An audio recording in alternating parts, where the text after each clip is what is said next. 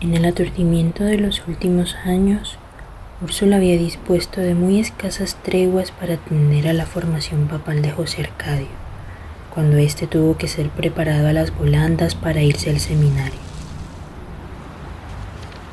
Meme, su hermana, repartida entre la rigidez de Fernanda y las amarguras de Amaranta, llegó casi al mismo tiempo a la edad prevista para mandarla al colegio de las monjas, donde harían de ella una virtuosa del clavicordio.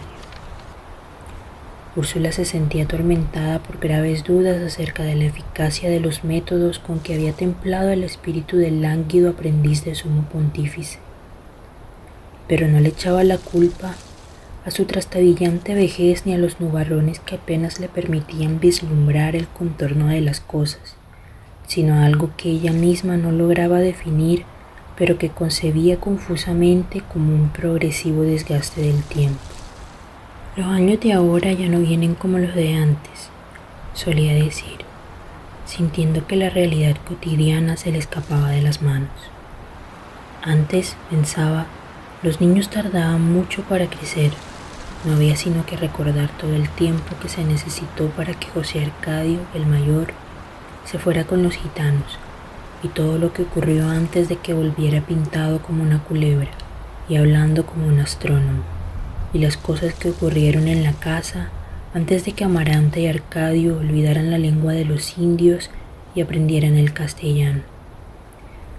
Había que ver las de sol y sereno que soportó el pobre José Arcadio Buendía bajo el castaño, y todo lo que hubo que llorar su muerte antes de que llevara moribundo un coronel Aureliano Buendía, que después de tanta guerra y después de tanto sufrir por él, aún no cumplía 50 años.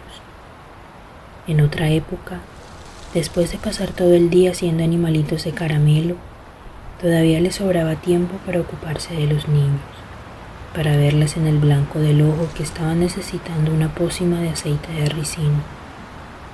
En cambio ahora, cuando no tenía nada que hacer y andaba con José Arcadio acaballado en la cadera desde el amanecer hasta la noche, la mala clase del tiempo le había obligado a dejar las cosas a medias. La verdad era que Úrsula se resistía a envejecer aun cuando ya había perdido la cuenta de su edad, y estorbaba por todos lados, y trataba de meterse en todo, y fastidiaba a los forasteros con la preguntadera de si no habían dejado en la casa, por los tiempos de la guerra, un San José de yeso para que lo guardara mientras pasaba la lluvia.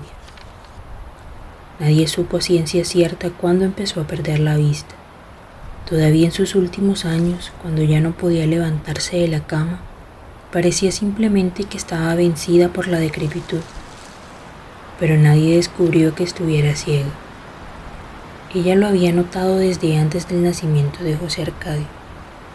Al principio creyó que se trataba de una debilidad transitoria, y tomaba a escondidas jarabe de tuétano y se echaba miel de abeja en los ojos, pero muy pronto se fue convenciendo de que se hundía sin remedio en las tinieblas, hasta el punto de que nunca tuvo una noción muy clara del invento de la luz eléctrica, porque cuando instalaron los primeros focos, solo alcanzó a percibir el resplandor.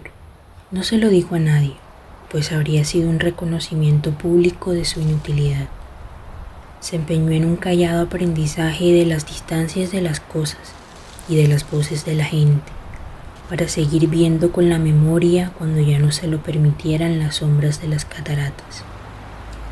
Más tarde había de descubrir el auxilio imprevisto de los olores, que se definieron en las tinieblas con una fuerza mucho más convincente que los volúmenes y el color, y la salvaron definitivamente de la vergüenza de una renuncia.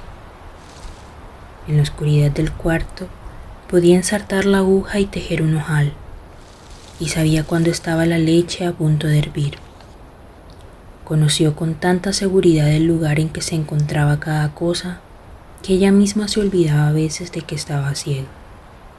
En cierta ocasión, Fernanda alborotó la casa porque había perdido su anillo matrimonial, y Úrsula lo encontró en una repisa del dormitorio de los niños. Sencillamente, mientras los otros andaban descuidadamente por todos lados, ella los vigilaba con sus 4 sentidos para que nunca la tomaran por sorpresa. y al cabo de algún tiempo descubrió que cada miembro de la familia repetía todos los días, sin darse cuenta, los mismos recorridos, los mismos actos, y que casi repetía las mismas palabras a la misma hora. Solo cuando se salían de esa meticulosa rutina corrían el riesgo de perder algo. De modo que cuando oyó a Fernanda consternada porque había perdido el anillo, Úrsula recordó que lo único distinto que había hecho aquel día era asolear las esteras de los niños, porque Meme había descubierto una chinche la noche anterior. Como los niños asistieron a la limpieza, Úrsula pensó que Fernanda había puesto el anillo en el único lugar en que ellos no podían alcanzar, la repisa. Fernanda, en cambio, lo buscó únicamente en los trayectos de su itinerario cotidiano, sin saber que la búsqueda de las cosas perdidas está entorpecida por los hábitos rutinarios, y es por eso que cuesta tanto trabajo encontrarlas. La crianza de José Arcadio ayudó a Úrsula en la tarea agotadora de mantenerse al corriente de los mínimos cambios de la casa. Cuando se daba cuenta de que Amaranta estaba vistiendo a los santos del dormitorio, fingía que le enseñaba al niño las diferencias de los colores. «Vamos a ver», le decía, «cuéntame de qué color está vestido San Rafael Arcángel». En esa forma, el niño le daba la información que le negaban sus ojos, y mucho antes de que él se fuera al seminario, ya podía Úrsula distinguir por la textura los distintos colores de la ropa de los santos. A veces ocurrían accidentes imprevistos. Una tarde estaba Amaranta bordando en el corredor de las begonias, y Úrsula tropezó con ella. «Por el amor de Dios», protestó Amaranta, «fíjese por dónde camina». «Eres tú», dijo Úrsula, «la que está sentada donde no debe ser».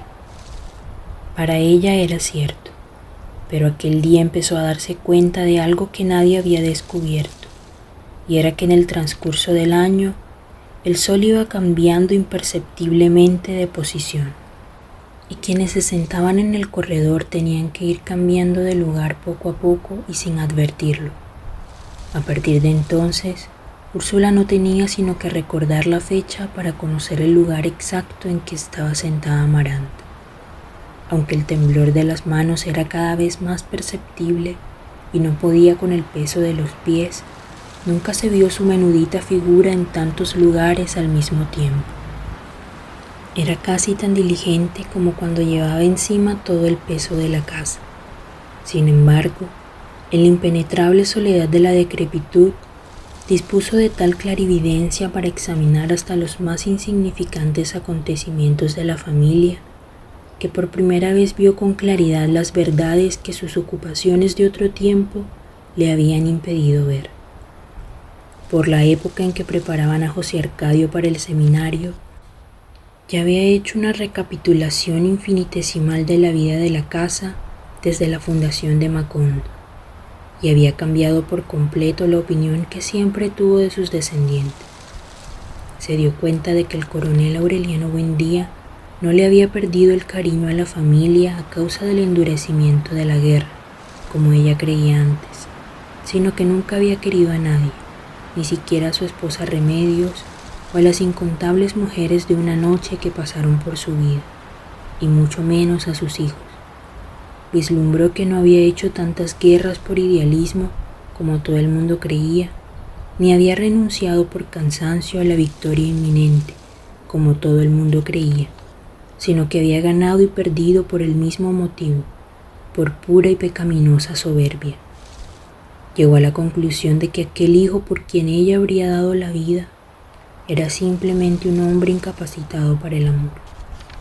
Una noche, cuando lo tenía en el vientre, lo oyó llorar. Fue un lamento tan definido que José Arcadio Buendía despertó a su lado y se alegró con la idea de que el niño iba a ser ventríloco. Otras personas pronosticaron que sería divino. Ella, en cambio, se estremeció con la certidumbre de que aquel bramido profundo era un primer indicio de la temible cola de cerdo, y rogó a Dios que le dejara morir la criatura en el vientre. Pero la lucidez de la decrepitud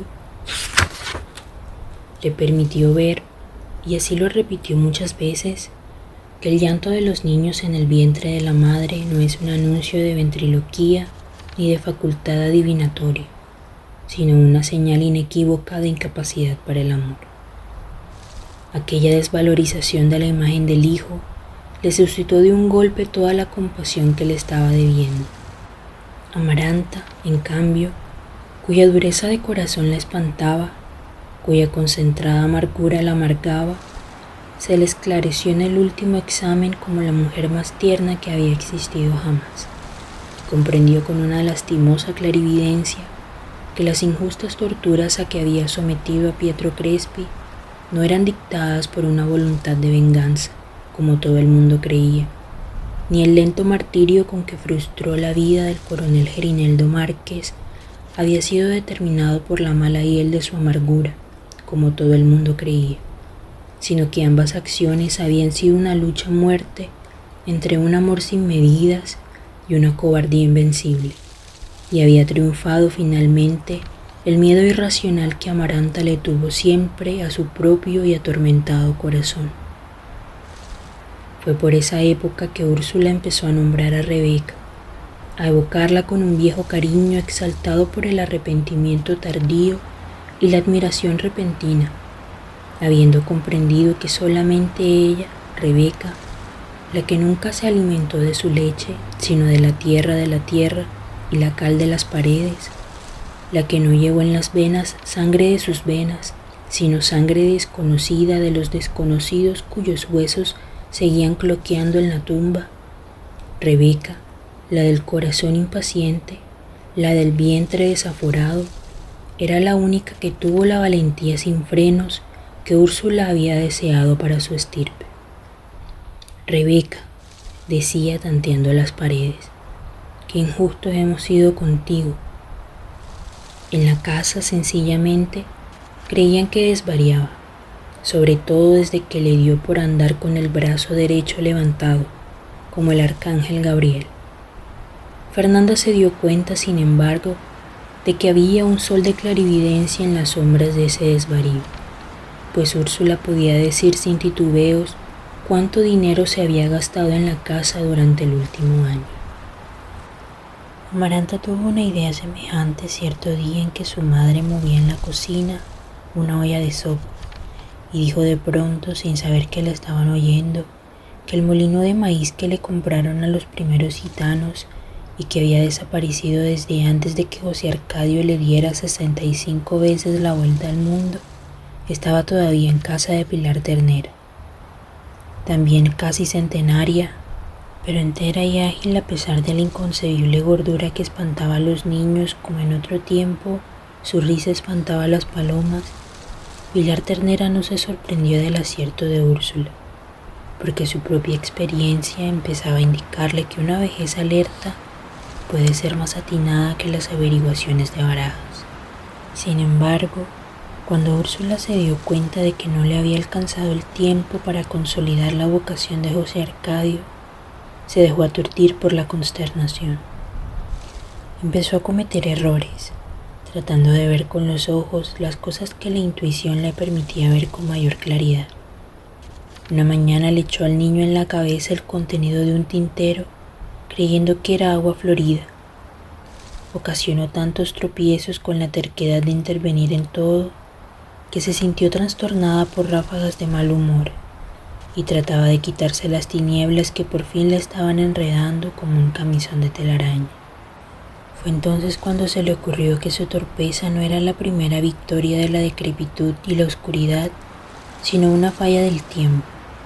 Pensaba que antes, cuando Dios no hacía con los meses y los años las mismas trampas que hacían los turcos al medir una yarda de percal, las cosas eran diferentes.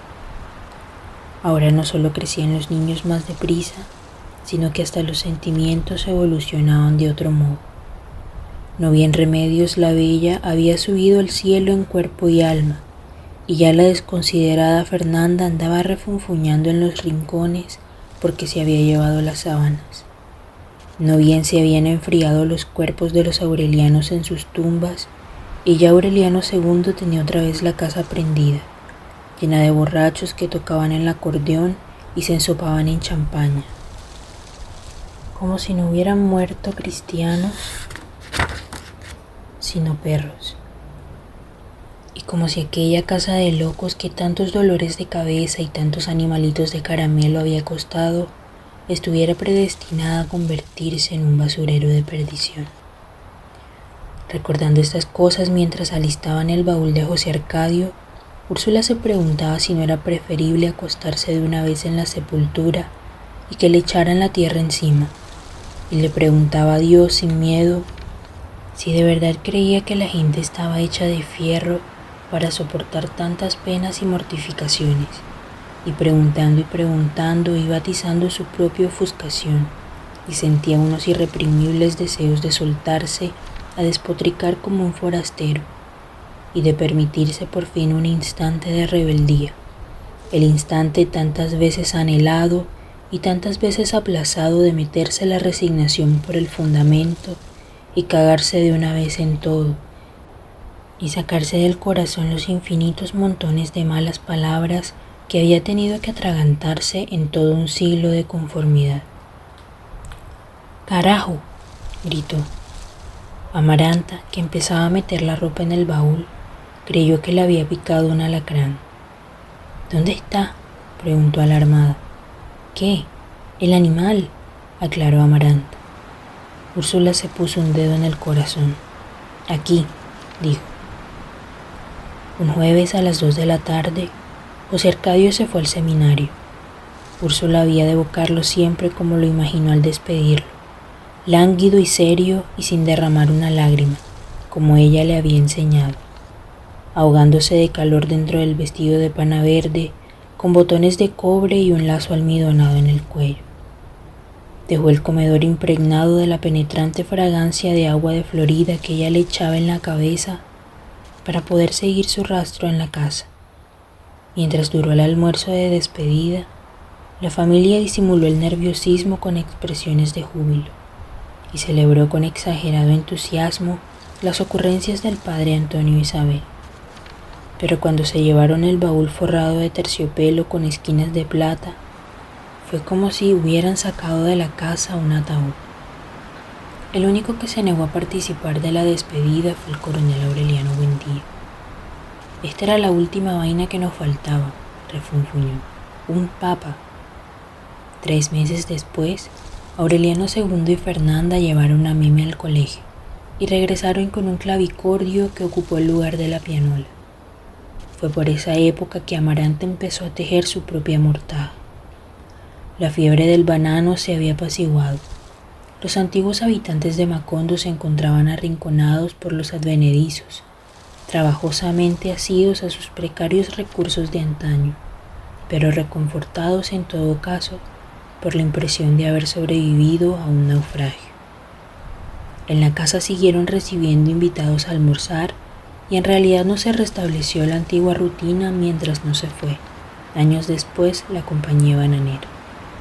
Sin embargo, hubo cambios radicales en el tradicional sentido de hospitalidad, porque entonces era Fernanda quien imponía sus leyes. Con Úrsula relegada a las tinieblas y con Amaranta abstraída en la labor del sudario, la antigua aprendiza de reina tuvo libertad para seleccionar a los comensales e imponerles las rígidas normas que le inculcaran sus padres. Su severidad hizo de la casa un reducto de costumbres revenidas, en un pueblo convulsionado por la vulgaridad con que los forasteros despilfarraban sus fáciles fortunas. Para ella, sin más vueltas, la gente de bien era la que no tenía nada que ver con la compañía bananera.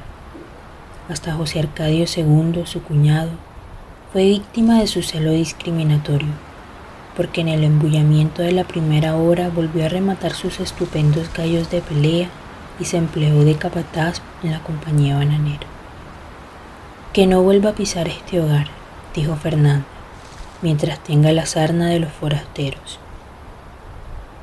Fue tal la estrechez impuesta en la casa que Aureliano II se sintió definitivamente más cómodo donde Petracotes. Primero, con el pretexto de aliviarle la carga a la esposa, trasladó las parrandas. Luego, con el pretexto de que los animales estaban perdiendo fecundidad, trasladó los establos y caballerizas. Por último, con el pretexto de que en casa de la concubina hacía menos calor, trasladó la pequeña oficina donde atendía sus negocios. Cuando Fernanda se dio cuenta de que era una viuda a quien todavía no se le había muerto el marido, ya era demasiado tarde para que las cosas volvieran a su estado anterior. Aureliano II apenas si comía en la casa, y las únicas apariencias que seguía guardando, como las de dormir con la esposa, no bastaban para convencer a nadie. Una noche, por descuido, lo sorprendió en la mañana en la cama de Petracotes. Fernanda, al contrario de lo que él esperaba, no le hizo el menor reproche ni soltó el más leve suspiro de resentimiento. Pero ese mismo día le mandó a casa de la concubina sus 2 baúles de ropa. Los mandó a pleno sol y con instrucciones de llevarlos por la mitad de la calle, para que todo el mundo los viera, creyendo que el marido descarriado no podría soportar la vergüenza y volvería al redil con la cabeza humillada. Pero aquel gesto heroico fue apenas una prueba más de lo mal que conocía Fernanda, no solo el carácter de su marido, sino la índole de una comunidad que nada tenía que ver con la de sus padres, porque todo el que vio pasar los baúles se dijo que al fin y al cabo esa era la culminación natural de una historia cuyas intimidades no ignoraba nadie, y Aureliano II celebró la libertad regalada con una parranda de 3 días.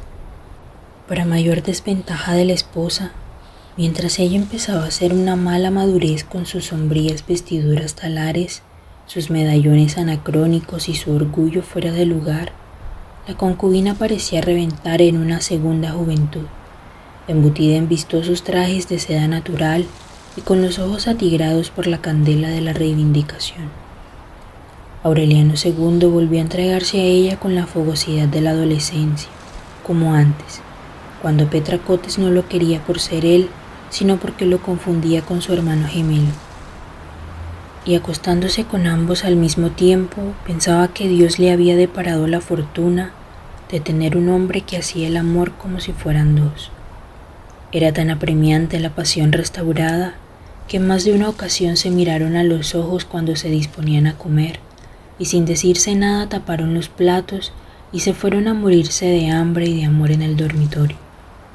Inspirado en las cosas que había visto en sus furtivas visitas a las matronas francesas, Aureliano II le compró a Petracotes una cama con baldaquín arzobispal y puso cortinas de terciopelo en las ventanas y cubrió el cielo raso y las paredes del dormitorio con grandes espejos de cristal de roca. Se le vio entonces más parrandero y botarate que nunca. En el tren, que llegaba todos los días a las 11, recibía cajas y más cajas de champaña y de brandy.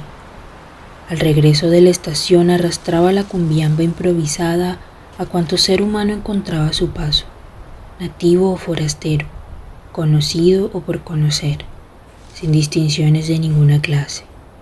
Hasta el escurridizo señor Brown, que solo alternaba en lengua extraña, se dejó seducir por las tentadoras señas que le hacía Aureliano II y varias veces se emborrachó a muerte en casa de Petracotes y hasta hizo que los feroces perros alemanes que lo acompañaban a todas partes bailaran canciones texanas que él mismo masticaba de cualquier modo al compás del acordeón.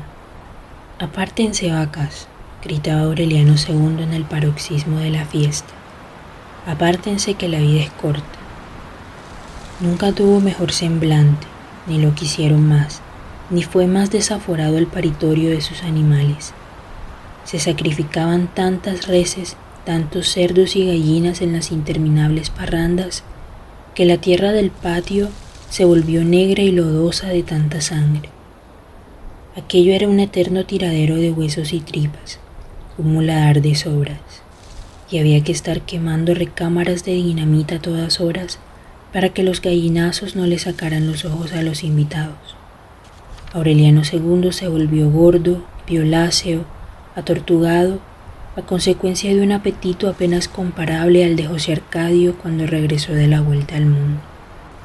El prestigio de su desmandada voracidad de su inmensa capacidad de despilfarro, de su hospitalidad sin precedente, rebasó los límites de la ciénaga y atrajo a los glotones mejor calificados del litoral. De todas partes llegaban tragaldabas fabulosos para tomar parte en los irracionales torneos de capacidad y resistencia que se organizaban en casa de Petracotes. Aureliano II fue el comedor invicto, hasta el sábado de infortunio en que apareció Camila Sagastume, una hembra totémica conocida en el país entero con el buen nombre de la elefanta. El duelo se prolongó hasta el amanecer del martes. En las primeras 24 horas, habiendo despachado una ternera con yuca, ñame y plátanos asados, y además una caja y media de champaña, Aureliano II tenía la seguridad de la victoria. Se veía más entusiasta, más vital que el imperturbable adversario, poseedora de un estilo evidentemente más profesional, pero por lo mismo menos emocionante para el abigarrado público que desbordó la casa. Mientras Aureliano II comía dentelladas, desbocado por la ansiedad del triunfo, la elefanta seccionaba la carne con las artes de un cirujano y la comía sin prisa y hasta con un cierto placer.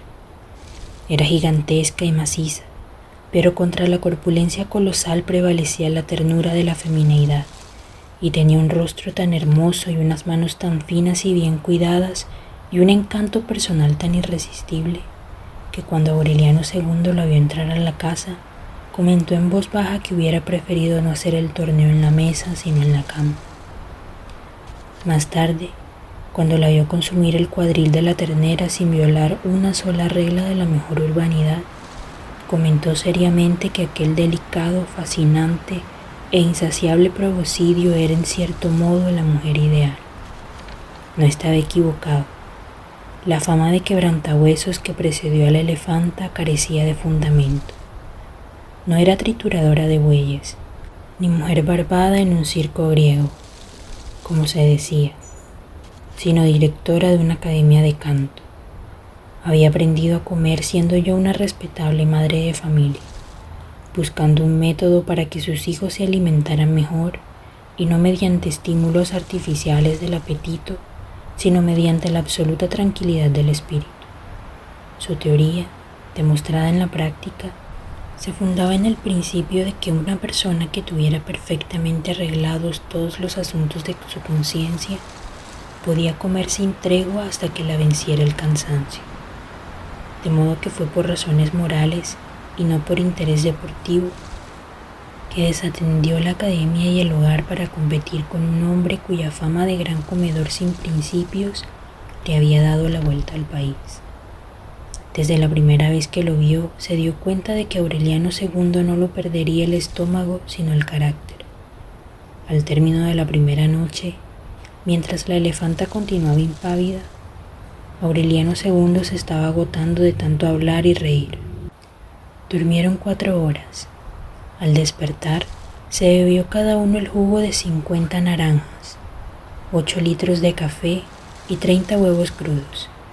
Al segundo amanecer, después de muchas horas sin dormir y habiendo despachado 2 cerdos, un racimo de plátano y 4 cajas de champaña, la elefanta sospechó que Aureliano II, sin saberlo, había descubierto el mismo método que ella, pero por el camino absurdo de la irresponsabilidad total. Era, pues, más peligroso de lo que ella pensaba. Sin embargo, cuando Petracotes llevó a la mesa 2 pavos asados, Aureliano II estaba a un paso de la congestión. Si no puede, no coma más, dijo la elefanta. Quedamos empatados. Lo dijo de corazón, comprendiendo que tampoco ella podía comer un bocado más por el remordimiento de estar propiciando la muerte del adversario. Pero Aureliano II lo interpretó como un nuevo desafío y se atragantó de pavo hasta más allá de su increíble capacidad. Perdió el conocimiento. Cayó de bruces en el plato de huesos, echando espumarajos de perro por la boca y ahogándose en ronquidos de agonía. Sintió, en medio de las tinieblas, que lo arrojaban desde lo más alto de una torre hacia un precipicio sin fondo, y en un último fogonazo de lucidez Se dio cuenta de que al término de aquella inacabable caída lo estaba esperando la muerte. «Lléveme con Fernanda», alcanzó a decir. Los amigos que lo dejaron en la casa creyeron que le había cumplido a la esposa la promesa de no morir en la cama de la concubina. Petra Cotes había embetunado los botines de charol que él quería tener puestos en el ataúd y ya andaba buscando a alguien que los llevara cuando fueron a decirle que Aureliano II estaba fuera de peligro. Se restableció, en efecto, en menos de una semana, y 15 días después estaba celebrando con una parranda sin precedentes el acontecimiento de la supervivencia. Siguió viviendo en casa de Petra Cotes, pero visitaba a Fernanda todos los días y a veces se quedaba a comer en familia, como si el destino hubiera invertido la situación y lo hubiera dejado de esposo de la concubina y de amante de la esposa. Fue un descanso para Fernanda. En los tedios del abandono, sus únicas distracciones eran los ejercicios de clavicordio a la hora de la siesta y las cartas de sus hijos. En las detalladas esquelas que les mandaba cada 15 días no había una sola línea de verdad. Les ocultaba sus penas, les escamoteaba la tristeza de una casa que, a pesar de la luz sobre las begonias, a pesar de la sofocación de las 2 de la tarde, a pesar de las frecuentes ráfagas de fiesta que llegaban de la calle, era cada vez más parecida a la mansión colonial de sus padres. Fernanda vagaba sola entre 3 fantasmas vivos y el fantasma muerto de José Arcadio Buendía, que a veces iba a sentarse con una atención inquisitiva en la penumbra de la sala, mientras ella tocaba el clavicordio. El coronel Aureliano Buendía era una sombra. Desde la última vez que salió a la calle a proponerle una guerra sin porvenir al coronel Gerineldo Márquez, apenas se abandonaba el taller para orinar bajo el castaño. No recibía más visitas que las del peluquero cada 3 semanas. Se alimentaba de cualquier cosa que le llevaba Úrsula una vez al día, y aunque seguía fabricando pescaditos de oro con la misma pasión de antes, dejó de venderlos cuando se enteró de que la gente no los compraba como joyas, sino como reliquias históricas. Había hecho en el patio una hoguera con las muñecas de Remedios, que decoraban su dormitorio desde el día de su matrimonio. La vigilante Úrsula se dio cuenta de lo que estaba haciendo su hijo, pero no pudo impedirlo. «Tienes un corazón de piedra», le dijo. «Esto no es asunto del corazón», dijo él. «El cuarto se está llenando de polillas». Amaranta tejía su mortaja. Fernanda no entendía por qué le escribía cartas ocasionales a Meme y hasta le mandaba regalos, y en cambio ni siquiera quería hablar de José Arcadio. «Se morirán sin saber por qué», contestó Amaranta cuando ella le hizo la pregunta a través de Úrsula, y aquella respuesta sembró en su corazón un enigma que nunca pudo esclarecer. Alta, espadada, altiva, siempre vestida con abundantes pollerines de espuma y con un aire de distinción que resistía a los años y a los malos recuerdos, Amaranta parecía llevar en la frente la cruz de ceniza de la virginidad. En realidad la llevaba en la mano, en la venda negra que no se quitaba ni para dormir, y que ella misma lavaba y planchaba. La vida se le iba a embordar el sudario. Se hubiera dicho que bordaba durante el día y desbordaba en la noche, y no con la esperanza de derrotar en esa forma la soledad, sino todo lo contrario, para sustentarla. La mayor preocupación que tenía Fernanda en sus años de abandono era que Meme fuera a pasar las primeras vacaciones y no encontrara a Aureliano II en la casa. La congestión puso término a aquel temor. Cuando Meme volvió, sus padres se habían puesto de acuerdo no solo para que la niña creyera que Aureliano II seguía siendo un esposo domesticado, sino también para que no notara la tristeza de la casa. Todos los años, durante 2 meses, Aureliano II representaba su papel de marido ejemplar y promovía fiestas con helados y galletitas que la alegre y vivaz estudiante amenizaba con el clavicordio. Era evidente desde entonces que había heredado muy poco del carácter de la madre. Parecía más bien una segunda versión de Amaranta, cuando ésta no conocía la amargura y andaba alborotando la casa con sus pasos de baile, a los 12, a los 14 años, antes de que la pasión secreta por Pietro Crespi torciera definitivamente el rumbo de su corazón. Pero al contrario de Amaranta, al contrario de todos, Meme no revelaba todavía el sino solitario de la familia y parecía enteramente conforme con el mundo, aun cuando se encerraba en la sala a las 2 de la tarde a practicar el clavicordio con una disciplina inflexible. Era evidente que le gustaba la casa, que pasaba todo el año soñando con el alboroto de adolescentes que provocaba su llegada, y que no andaba muy lejos de la vocación festiva y los desafueros hospitalarios de su padre. El primer signo de esa herencia calamitosa se reveló en las terceras vacaciones, cuando Meme apareció en la casa con 4 monjas y 68 compañeras de clase, a quienes invitó a pasar una semana en familia, por propia iniciativa y sin ningún anuncio. ¡Qué desgracia!, se lamentó Fernanda. Esta criatura es tan bárbara como su padre. Fue preciso pedir camas y hamacas a los vecinos, establecer 9 turnos en la mesa, fijar horarios para el baño y conseguir 40 taburetes prestados para que las niñas de uniformes azules y botines de hombre no anduvieran todo el día revoloteando de un lado a otro. La invitación fue un fracaso, porque las ruidosas colegialas apenas acababan de desayunar cuando ya tenían que empezar los turnos para el almuerzo y luego para la cena, y en toda la semana solo pudieron hacer un paseo a las plantaciones. Al anochecer, las monjas estaban agotadas, incapacitadas para moverse, para impartir una orden más, y todavía el tropel de adolescentes incansables estaba en el patio cantando desabridos himnos escolares. Un día estuvieron a punto de atropellar a Úrsula, que se empeñaba en ser útil precisamente donde más estorbaba. Otro día, las monjas armaron un alboroto porque el coronel Aureliano Buendía orinó bajo el castaño sin preocuparse de que las colegialas estuvieran en el patio. Amaranta estuvo a punto de sembrar el pánico porque una de las monjas entró a la cocina cuando ella estaba salando la sopa, y lo único que se le ocurrió fue preguntar qué eran aquellos puñados de polvo blanco. Arsénico, dijo Amaranta. La noche de su llegada, las estudiantes se embrollaron de tal modo tratando de ir al excusado antes de acostarse, que a la 1 de la madrugada todavía estaban entrando las últimas.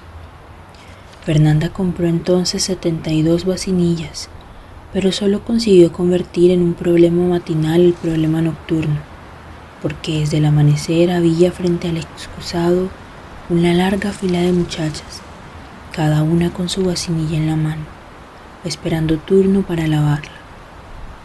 Aunque algunas sufrieron calenturas y a varias se les infectaron las picaduras de los mosquitos, la mayoría demostró una resistencia inquebrantable frente a las dificultades más penosas, y aún a la hora de más calor correteaban en el jardín.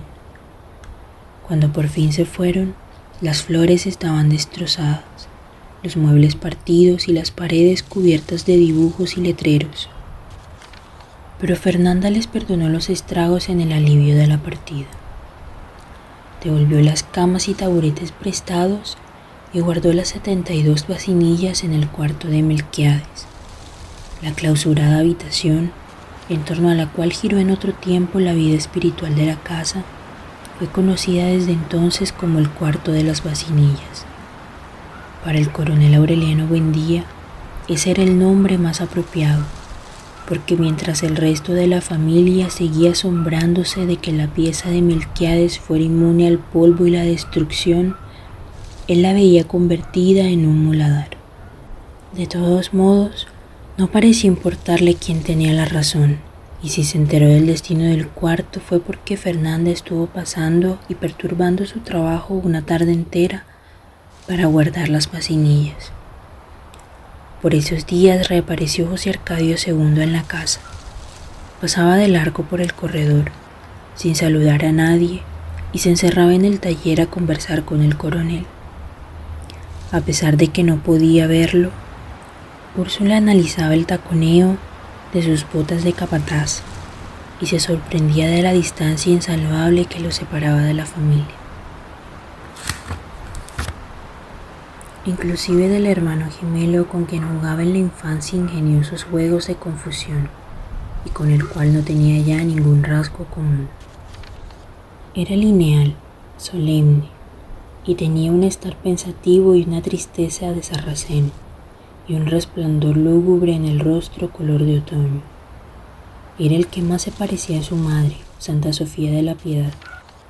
Úrsula se reprochaba la tendencia a olvidarse de él al hablar de la familia, pero cuando lo sintió de nuevo en la casa y advirtió que el coronel lo admitía en el taller durante las horas de trabajo, volvió a examinar sus viejos recuerdos y confirmó la creencia de que en algún momento de la infancia se había cambiado con su hermano gemelo, porque era él y no el otro quien debía llamarse Aureliano.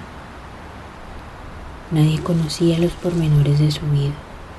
En un tiempo se supo que no tenía una residencia fija, que criaba gallos en casa de Pilar Ternera y que a veces se quedaba a dormir allí, pero que casi siempre pasaba la noche en los cuartos de las matronas francesas. Andaba al garete, sin afectos, sin ambiciones, como una estrella errante en el sistema planetario de Úrsula.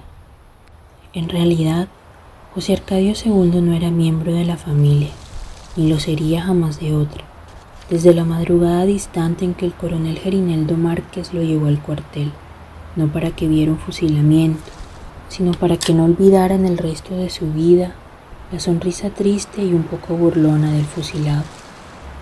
Aquel no era solo su recuerdo más antiguo, sino el único de su niñez. El otro, el de un anciano con un chaleco anacrónico y un sombrero de alas de cuervo que contaba maravillas frente a una ventana deslumbrante, no lograba situarlo en ninguna época.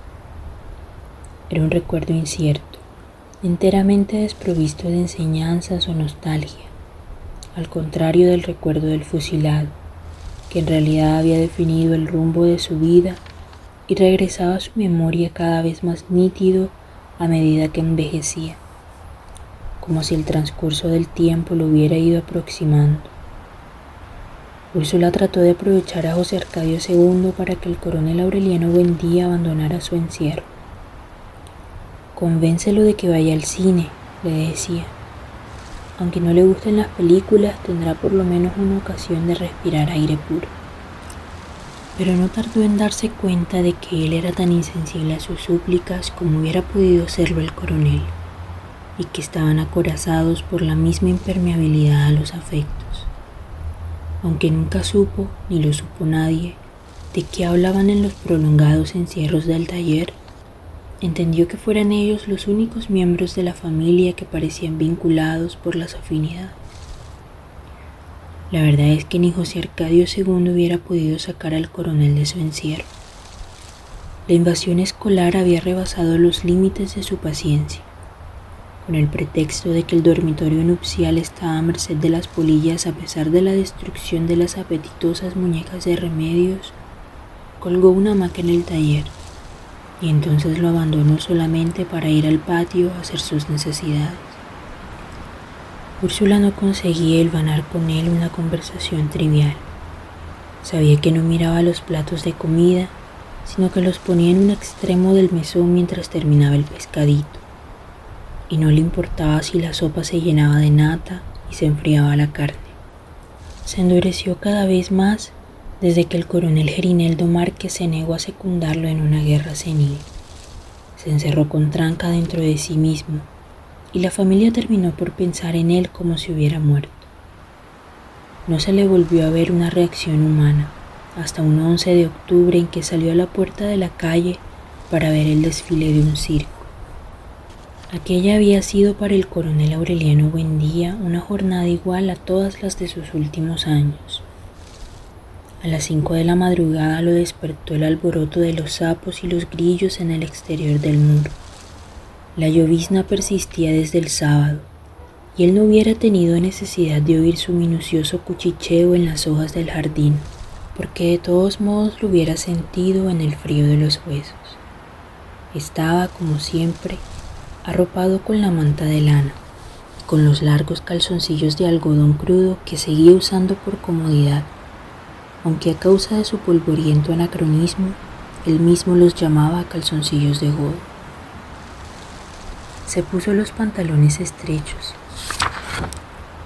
pero no se cerró las presillas ni se puso en el cuello de la camisa el botón de oro que usaba siempre, porque tenía el propósito de darse un baño. Luego se puso la manta en la cabeza, como un capirote. Se peinó con los dedos el bigote chorreado y fue a orinar en el patio. Faltaba tanto para que saliera el sol que José Arcadio Buendía dormitaba todavía bajo el cobertizo de palmas podridas por la llovizna. Él no lo vio, como no lo había visto nunca, ni oyó la frase incomprensible que le dirigió el espectro de su padre cuando despertó sobresaltado por el chorro de orín caliente que le salpicaba los zapatos.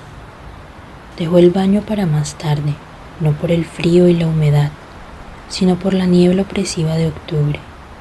De regreso al taller percibió el olor de pabilo de los fogones que estaba encendiendo Santa Sofía de la Piedad y esperó en la cocina a que hirviera el café para llevarse su tazón sin azúcar. Santa Sofía de la Piedad le preguntó, como todas las mañanas, en qué día de la semana estaban, y él contestó que era martes, 11 de octubre. Viendo a la impávida mujer dorada por el resplandor del fuego, que ni en ese ni en ningún otro instante de su vida parecía existir por completo, recordó de pronto que un 11 de octubre, en plena guerra, lo despertó la incertidumbre brutal de que la mujer con quien había dormido estaba muerta. Lo estaba en realidad, y no olvidaba la fecha porque también ella le había preguntado una hora antes en qué día estaban. A pesar de la evocación, tampoco esta vez tuvo conciencia de hasta qué punto lo habían abandonado los presagios, y mientras servía el café siguió pensando por pura curiosidad, pero sin el más insignificante riesgo de nostalgia, en la mujer cuyo nombre no conoció nunca, y cuyo rostro no vio con vida porque había llegado hasta su hamaca tropezando en la oscuridad. Sin embargo, en el vacío de tantas mujeres como llegaron a su vida en igual forma, no recordó que fue ella la que en el delirio del primer encuentro estaba a punto de naufragar en sus propias lágrimas, y apenas una hora antes de morir había jurado amarlo hasta la muerte. No volvió a pensar en ella, ni en ninguna otra, después de que entró al taller con la taza humeante y encendió la luz para contar los pescaditos de oro que guardaba en un tarro de lata. Había 17. Desde que decidió no venderlos, seguía fabricando 2 pescaditos al día, y cuando completaba 25, volvía a fundirlos en el crisol para empezar a hacerlos de nuevo. Trabajó toda la mañana, absorto, sin pensar en nada, sin darse cuenta de que a las 10 arreció la lluvia y alguien pasó frente al taller gritando que cerraran las puertas para que no se inundara la casa, y sin darse cuenta ni siquiera de sí mismo hasta que Úrsula entró con el almuerzo y apagó la luz. «¡Qué lluvia!», dijo Úrsula. «Octubre», dijo él. Al decirlo no levantó la vista del primer pescadito del día, porque estaba engastando los rubíes de los ojos. Solo cuando lo terminó y lo puso con los otros en el tarro, empezó a tomar la sopa. Luego se comió, muy despacio, el pedazo de carne guisada con cebolla, el arroz blanco y las tajadas de plátano fritas, todo junto en el mismo plato. Su apetito no se alteraba ni en las mejores ni en las más duras circunstancias. Al término del almuerzo experimentó la zozobra de la ociosidad. Por una especie de superstición científica, nunca trabajaba, ni leía, ni se bañaba, ni hacía el amor antes de que transcurrieran 2 horas de digestión. Y era una creencia tan arraigada que varias veces retrasó operaciones de guerra para no someter la tropa a los riesgos de una congestión. De modo que se acostó en la hamaca, sacándose la cera de los oídos con un cortaplumas, y a los pocos minutos se quedó dormido. Soñó que entraba en una casa vacía, de paredes blancas, y que lo inquietaba la pesadumbre de ser el primer ser humano que entraba en ella.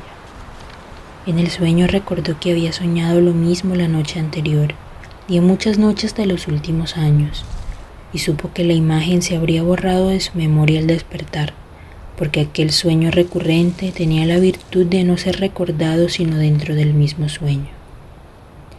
Un momento después, en efecto, cuando el peluquero llamó a la puerta del taller, el coronel Aureliano Buendía despertó con la impresión de que involuntariamente se había quedado dormido por breves segundos y que no había tenido tiempo de soñar nada. «Hoy no», le dijo el peluquero. «Nos vemos el viernes». Tenía una barba de 3 días, moteada de pelusas blancas, pero no creía necesario afeitarse si el viernes se iba a cortar el pelo y podía hacerlo todo al mismo tiempo. El sudor pegajoso de la siesta indeseable revivía en sus axilas las cicatrices de los golondrinos. Había escampado, pero aún no salía el sol. El coronel Aureliano Buendía emitió un eructo sonoro que le devolvió al paladar la acidez de la sopa y que fue como una orden del organismo para que se echara la manta en los hombros y fuera al excusado. Allí permaneció más del tiempo necesario, acuclillado sobre la densa fermentación que subía del cajón de madera, hasta que la costumbre le indicó que era hora de reanudar el trabajo. Durante el tiempo que duró la espera, volvió a recordar que era martes y que José Arcadio II no había estado en el taller porque era día de pago en las fincas de la compañía bananera. Ese recuerdo, como todos los de los últimos años, lo llevó sin que viniera a cuento a pensar en la guerra. Recordó que el coronel Gerineldo Márquez le había prometido alguna vez conseguirle un caballo con una estrella blanca en la frente y que nunca se había vuelto a hablar de eso. Luego derivó hacia episodios dispersos, pero los evocó sin calificarlos, porque a fuerza de no poder pensar en otra cosa, había aprendido a pensar en frío, para que los recuerdos ineludibles no le lastimaran ningún sentimiento. De regreso al taller, viendo que el aire empezaba a secar, decidió que era un buen momento para bañarse, pero Amaranta se le había anticipado. Así que empezó el segundo pescadito del día. Estaba engarzando la cola cuando el sol salió con tanta fuerza que la claridad crujió como un balandro. El aire lavado por la llovizna de 3 días se llenó de hormigas voladoras. Entonces cayó en la cuenta de que tenía deseos de orinar y los estaba aplazando hasta que acabara de armar el pescadito. Iba para el patio a las 4:10 cuando oyó los cobres lejanos, los retumbos del bombo y el júbilo de los niños, y por primera vez desde su juventud pisó conscientemente una trampa de la nostalgia y revivió la prodigiosa tarde de gitanos en que su padre lo llevó a conocer el hielo. Santa Sofía de la Piedad abandonó lo que estaba haciendo en la cocina y corrió hacia la puerta. «¡Es el circo!», gritó. En vez de ir al castaño, el coronel Aureliano Buendía fue también a la puerta de la calle y se mezcló con los curiosos que contemplaban el desfile. Vio una mujer vestida de oro en el cogote de un elefante. Vio un dromedario triste.